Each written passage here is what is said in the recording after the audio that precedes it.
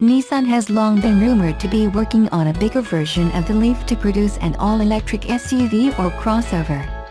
7 years after releasing the Leaf, Nissan has yet to bring the vehicle to market, but an executive now says that it will come to production based on the IMX concept. The head of Nissan design in Europe, Mamoru Aoki, confirmed the news to Autocar this week. He said, "The IMX is not just a concept car. In a few years, it will appear in production." That's surprising considering that the IMX concept is quite futuristic looking and wasn't expected to be something that would make it to production since Nissan referred to it as a vision of the future. It was unveiled in October last year and Nissan claims that the concept is powered by two high-output electric motors at the front and rear, enabling all-wheel drive. The dual motors have a combined power output of 320 kilowatts and 700 Newton-meters of torque. Without specifying the capacity, Nissan says that the battery pack is high capacity with increased energy density enabling more than 600 kilometers, about 372 miles, on a single charge. Now Aoki has also commented on the vehicle's interior. He said, "The interior is notably bigger than with a conventional vehicle and there's much more usable space, thanks to the totally flat floor allowed by the underfloor battery pack. The dashboard is also pushed right back towards the windscreen because the heating, ventilation and aircon HVAC unit is under the bonnet." That's the interior of the concept that they originally revealed.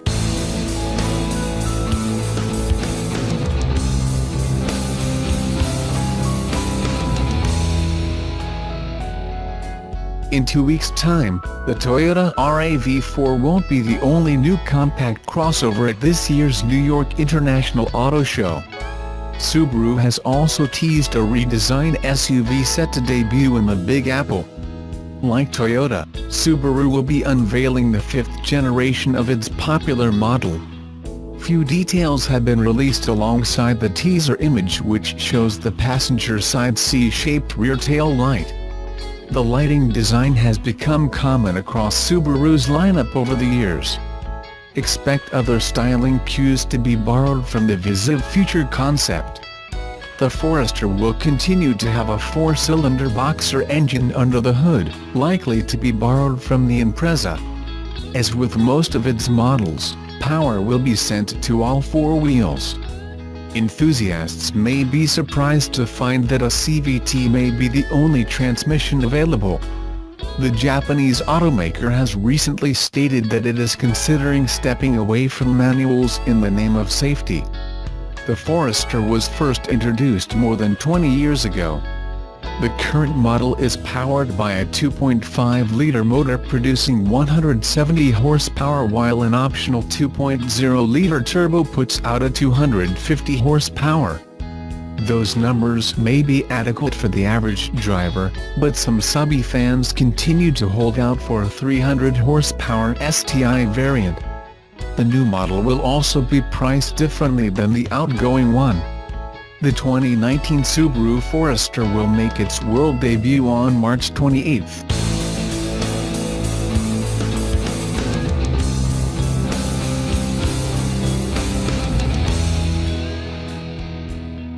Analysts at Consumer Edge said in a note Friday, Tesla Incorporated may be falling short of its production goals for the Model 3, but investors may not necessarily care.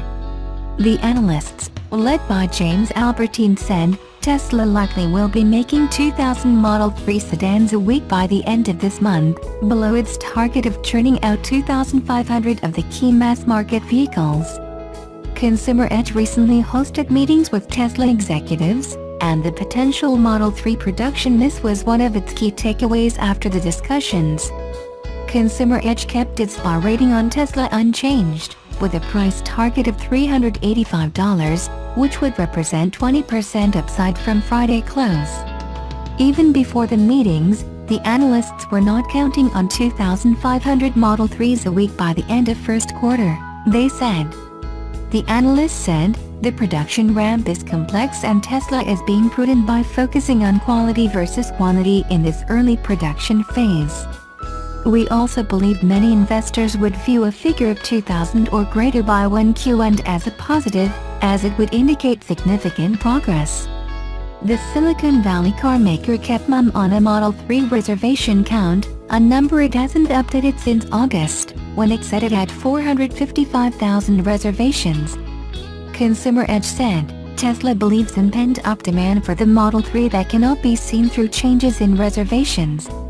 Tesla said in January it would be making 5,000 Model 3 sedans a week by the end of the second quarter.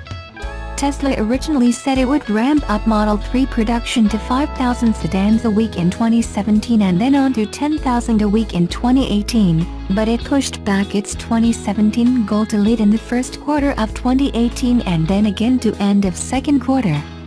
If it misses its latest deadline, the company is likely to get a pass.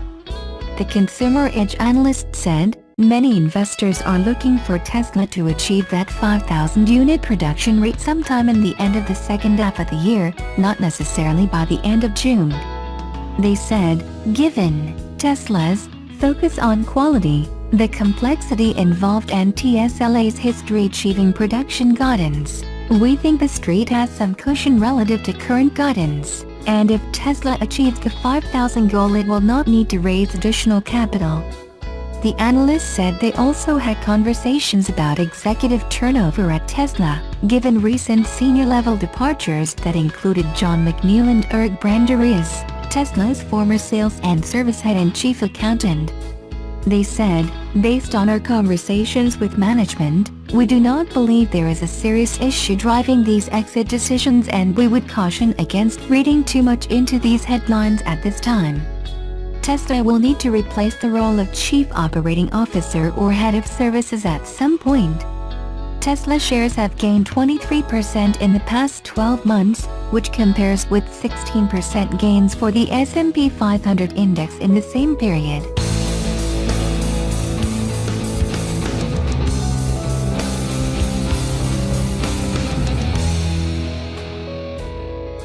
According to Nissan Design Europe boss Mamoru Aoki, Nissan's upcoming pure electric crossover will be the breakthrough model that makes battery electric vehicles truly mainstream. Speaking at Nissan's Design Center in London, Aoki told Autocar, "Of course, we have the new Leaf, but I think the production version of the IMX concept will become a breakthrough model." The IMX concept made its debut at the Tokyo show last October, promising a 380-mile range on a single charge in a dual-motor all-wheel drive powertrain with a proposed 429 bhp and 516 pounds-ft of torque. Nissan also says the next generation of its autonomous ProPilot technology will be featured on the IMX. Aoki said, "The IMX is not just a concept car.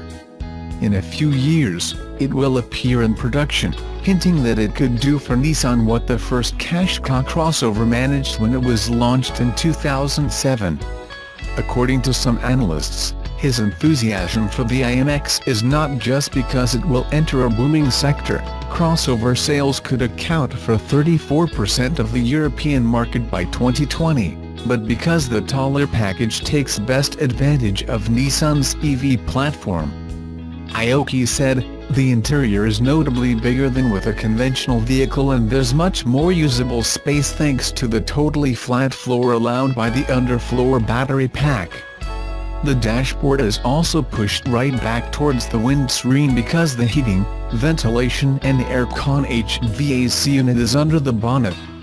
He said, "The overall cabin concept reflects Japanese architecture and interior design, because traditional Japanese houses are tiny and some rooms have to be multi-purpose in their use." Aoki was also keen to point out the unusual interior trim in the IMX, which is an alternating laminate of wood and translucent plastic that can be illuminated from behind, a hint, perhaps, that this clever finish is heading for production. Aoki told Autocar that the exterior of the IMX is a clear indication of Nissan's next-generation design language and the intention is to be closer to the company's Japanese roots. He said the INX does not have a masculine look or a heavy appearance of the type that is now common for mainstream combustion engine vehicles. It has a light feel and sheer surfaces. The exterior is very Japanese in its details, expressive but with purity and inexpensive feeling. Aoki, who has been in charge of Nissan's Paddington studio for only a few months, joined Nissan in 1989 and oversaw the design of 3 Infiniti models as well as the original 350Z sports car. The first car he was entirely responsible for was the highly regarded Primera Mk1.